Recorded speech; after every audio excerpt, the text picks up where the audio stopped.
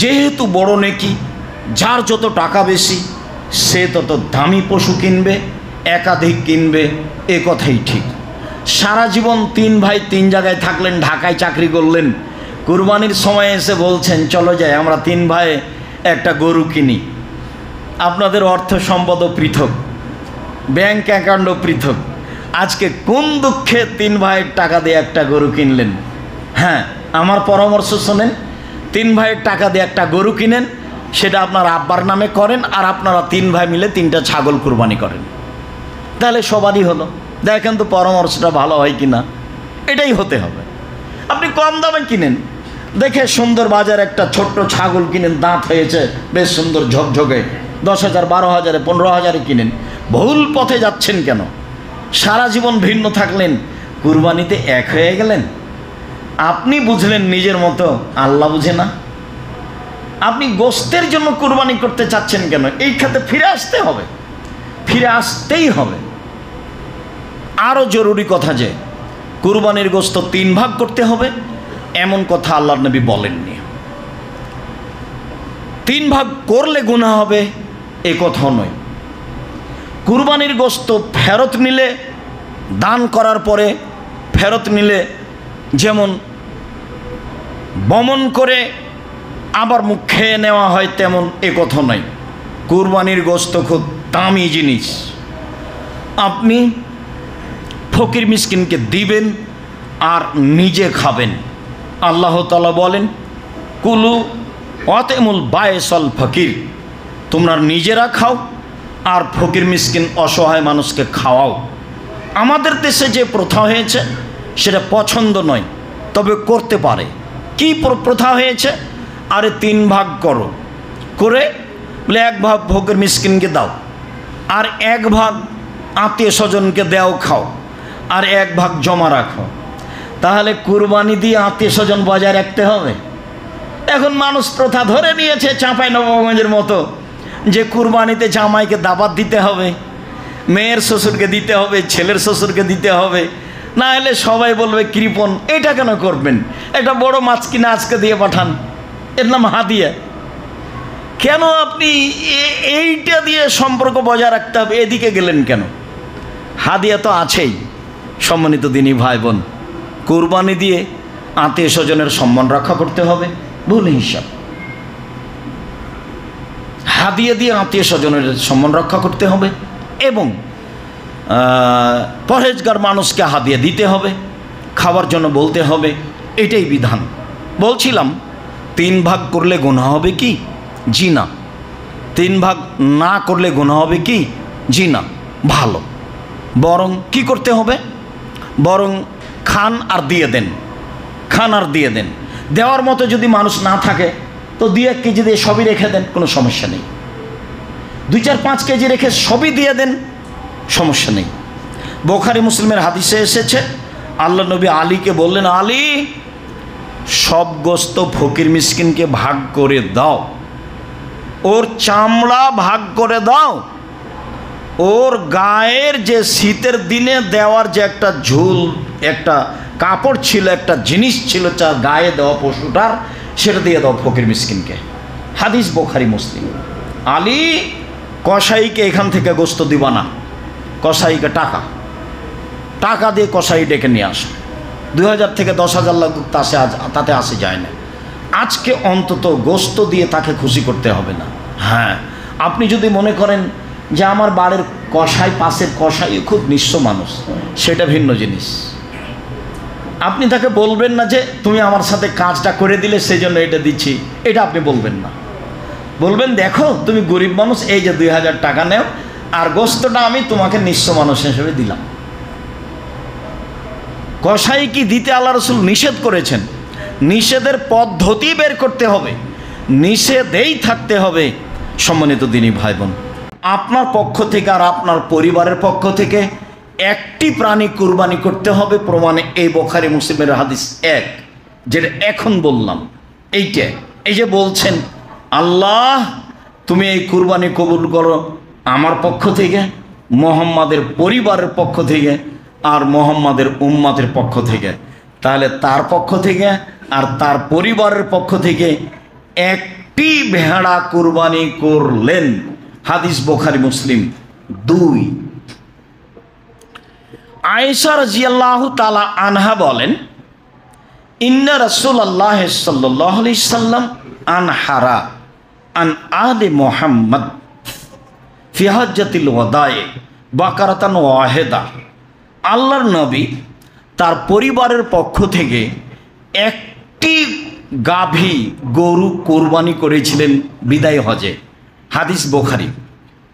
আল্লাহর নবী তার স্ত্রীদের পক্ষ থেকে, তার পরিবারের পক্ষ থেকে একটি গাভী, একটি গরু কুরবানি করেছিলেন। হাদিস বুখারী। আব্দুল্লাহ ইবনে হিশাম বলেন, কানা নবী সাল্লাল্লাহু আলাইহি সাল্লাম ইজাহি বিসাত আন জামিয়া আহলিহি। আল্লাহর নবী একটি ভেড়া কুরবানি করেছিলেন তার পরিবারের সবার পক্ষ থেকে। একটি ভেড়া কুরবানি করেছিলেন তার পরিবারের সবার পক্ষ থেকে। মেখনাফ ইবনে হানিফ বলেন যে, ইন্না কুন্না মান নবী সাল্লাল্লাহু আলাইহি সাল্লাম বেআরাফাতা ফি হাজ্জাতিল ওয়াদাই। আমরা রাসূলের পাশে ছিলাম বিদায় হজের দিন। আমরা রাসূলের পাশে ছিলাম বিদায় হজের দিন।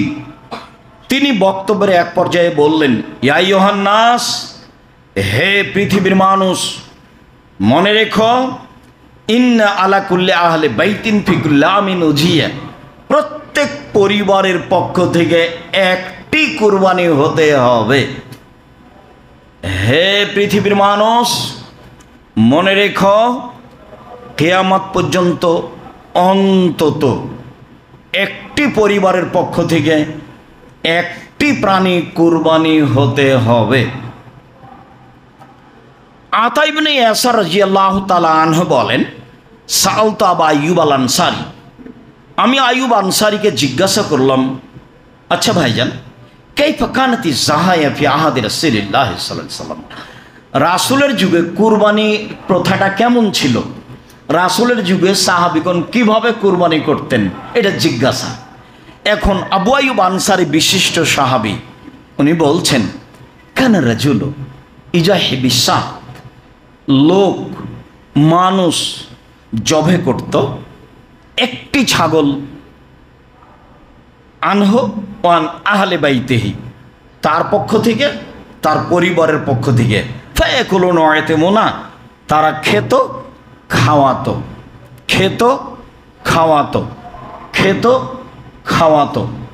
এখন পর্যন্ত আপনার সামনে 4 থেকে 5টি হাদিস পেশ করলাম, সবই প্রমাণ করে ব্যক্তি ও তার পরিবারের পক্ষ থেকে একটি প্রাণী, ব্যক্তি ও তার পরিবারের পক্ষ থেকে একটি প্রাণী।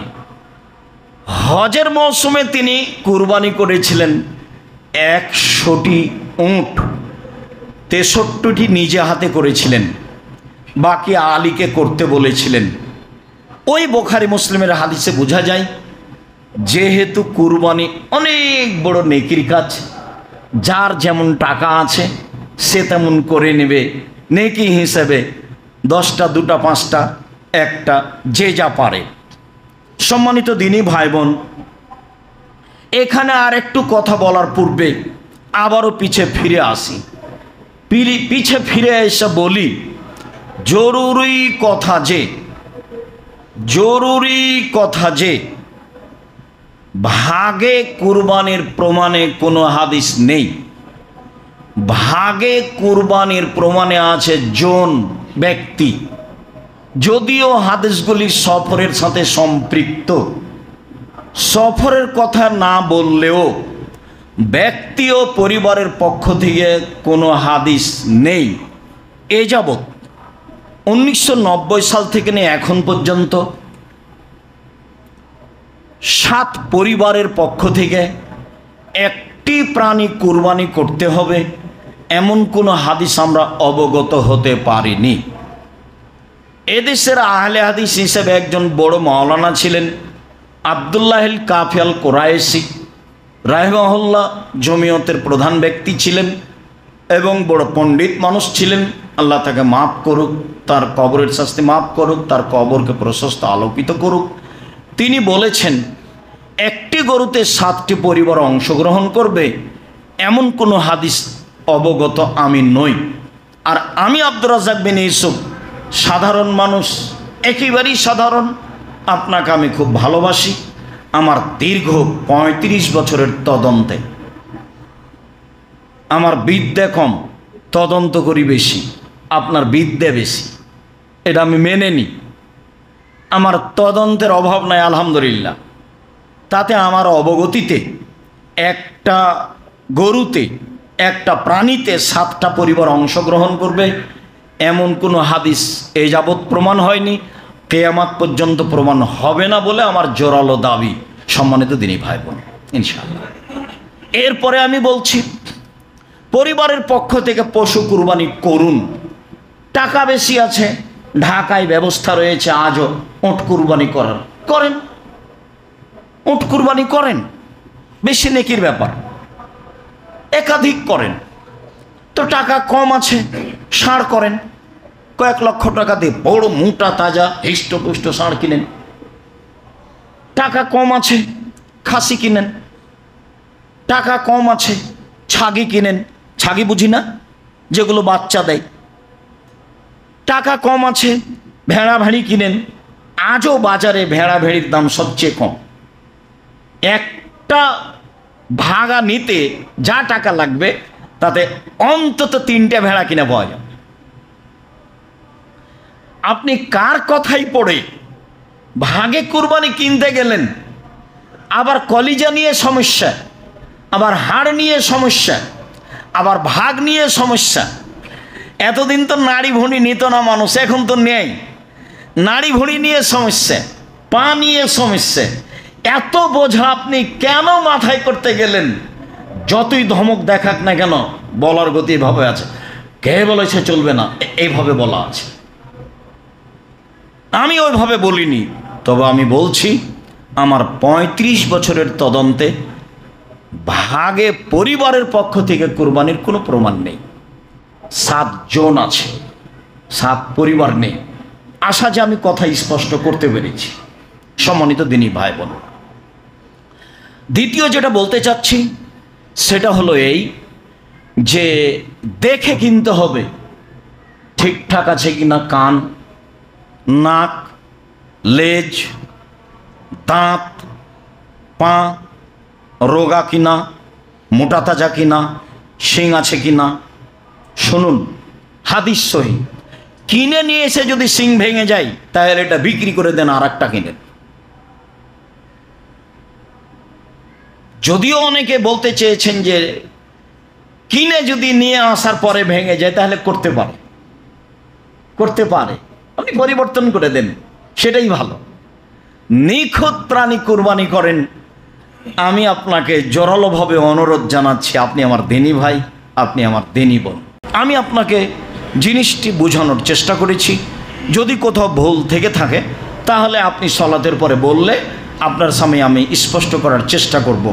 বলি, আল্লাহ তুমি আমাদেরকে বৈধ পয়সা দিয়ে কুরবানি করার তৌফিক দান করো, যাতে করে আমরা আল্লাহকে সন্তুষ্ট করতে পারি, তোমাকে সন্তুষ্ট করতে পারি।